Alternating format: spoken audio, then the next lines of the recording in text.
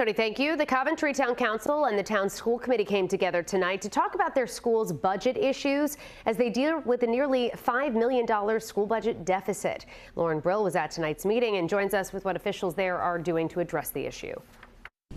Well, this was a yearly required meeting, but officials tell me that this was helpful to discuss plans on how to tackle this school budget deficit, calling this a team effort. Of money sitting there that can just be picked up and moved. A joint meeting held Tuesday night where the Coventry Town Council and School Committee were able to look at their budget projections for the next 5 years, taking into account the almost $5 million school budget deficit.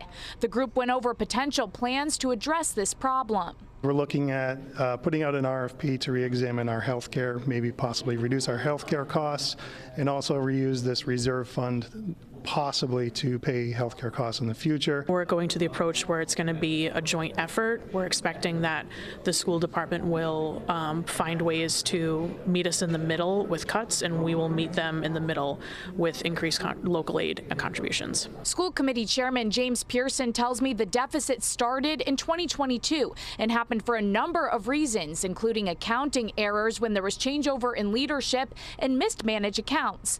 But he says the main contribution was late audits. The audits weren't done in time, therefore we weren't able to find these fiscal issues and these financial issues in our accounting practices in time enough to solve them before they became, they grew year over year.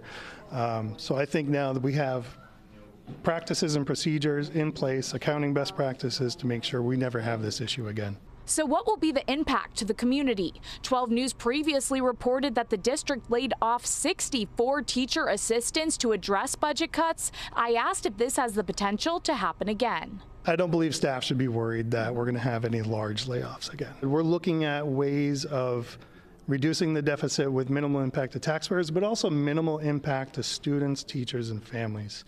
And the chairman tells me that as of right now, they don't plan on cutting any school programs. In Coventry, Lauren Brill, 12 News.